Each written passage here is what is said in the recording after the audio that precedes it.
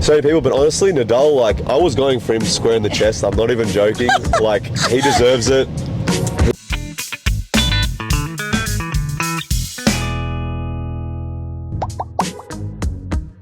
Hi everyone, welcome to the Late Night Carwash Show. My name's Maleeha, and tonight's guest is our very own Nick Kyrgios. Hey guys, I'm glad to be here. Finally got in. Finally. So, before we get started, I just want to address the issue that actually landed you here at Waves. Now, Nick, how many times have you actually parked your car at Waves Braddon and left it overnight and didn't return? Honestly, probably about 3 or 4 times. Honestly, 3 or 4 times. Are you sure? I think it's a bit more. No, the last time, I am extremely sorry. I forgot that I had work in Sydney, so my friend had to drive me to Sydney, and I left the car there all day, and I felt horrendous. That's why I'm actually here. He owed us. But I just feel comfortable doing it, but I promise it won't happen again. Well, thanks for clearing that up. No worries. All right, so we're going to turn the clock back a little bit. Yes. And knowing everything that you know now, Yes. would you choose tennis again?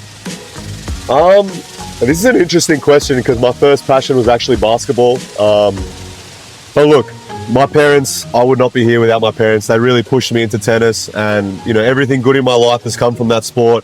What I'm able to do for my family, the youth, I happen to be a role model now, which is pretty ridiculous in my opinion. But yeah, look, no, I would definitely probably choose tennis again. I'm very thankful. I'm blessed. I travel the world, meet a lot of people. Even this experience, probably would never have happened if I didn't play tennis. So everything good in my life has come from tennis. Ask me anything. Anything? Anything. Okay. I'm going to touch on Nadal. Okay. All right. Yes. So, friend. yes, your relationship with Nadal, an interview with a reporter, and the reporter said to you, did you apologise to Nadal for hitting him in the chest? No. After something like that, when you walk out of an interview, do you think like, oh shit, I can't believe I said that? Oh hell yeah, I said that. No, honestly, I feel good. Like, when I go into those interviews, I just want to say whatever I want. Like, I was always taught to say the right thing in those interviews and play the right cards. And I was like, you know what? I have so much power in that position. Like, anything I say is going to get picked up by the media or picked up by so many people. But honestly, Nadal, like, I was going for him square in the chest. I'm not even joking. Like, he deserves it. He's one of the greatest players ever, but I think he can take a ball to the chest, so I would do it again. He's retired now, which sucks. But yeah, he was an amazing player, and we don't like each other. I think everyone knows that, but I do respect his game. But yeah, I would hit him in the chest again. 100%. Talking about tennis, you've got your style. You've got like that cheeky underarm serve. You've got the hitting the ball between your legs. I can tell you're a fan. No, I do watch a few games. So tell me about that. Like, do you plan that, or is that just in the moment? Yeah, I guess. I mean, I practice those shots. I think I've always been pretty unorthodox, and I always wear my heart on my sleeve. Even when I was a kid, I used to be, pretty cheeky. I used to, cry on court, get angry on court. My mum would always tell me to get my act together, stop acting like a pork chop, all that type of stuff. But I don't know. I just always played on instinct. I always played just to... I'm just going to tell you to... Yep. So the arrow's telling you to... Sorry. Okay, sorry. He's never been here, so... Yeah, I'm a Braddon type guy. Yeah.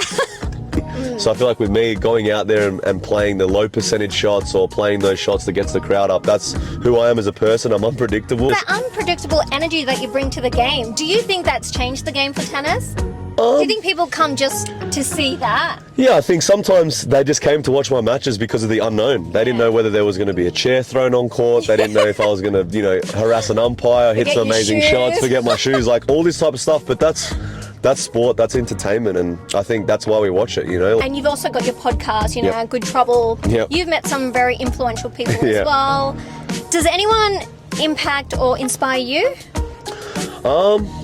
I guess, yeah. I mean, look, I've met some, and that's like a pinch me moment because, like, I'm from Watson in Canberra, and I grew up in a very small, like, community, and to think that I've sat next to people like Mike Tyson or Matthew McConaughey or some of these crazy people, and I'm just like, I'm just this kid from Canberra that parks his car at Waves in Braddon.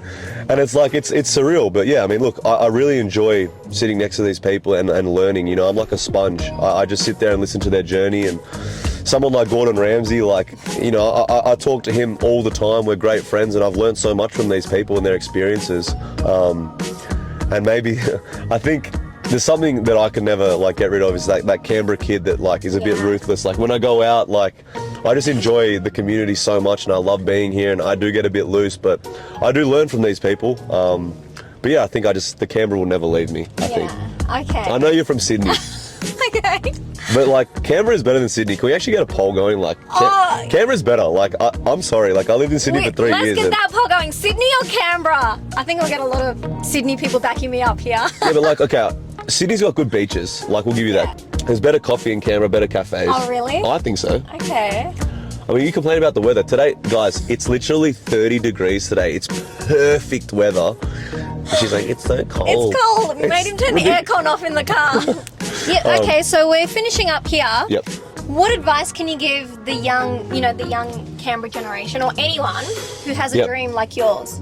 Well, I mean, look, tennis was actually never my dream. So it's more so, I did it to be able to give, I guess, my family a better life. I guess, be able to, now I have my own foundation for kids where, they're able to play the sport that they want to play, give them opportunities. So I don't know, I think I play now for something that's much bigger than myself. I feel like for me, if I didn't have all the fans around the world or like people that are really supporting me, my family, my friends and my fans, I think I wouldn't be playing anymore. But I do it because, there are people that are counting on me and exactly. But as you say, like these kids come up to me and they're, I used to be a really overweight kid when I was young, and I see some of the youth now that, maybe a bit insecure or they don't want to go out, and they come up to me and they look at me and I look at those kids and I'm like, I used to be you guys. Like, don't be afraid to go out there and just play possible. And enjoy. It is. Yeah. It literally, anything's possible. If I can do it,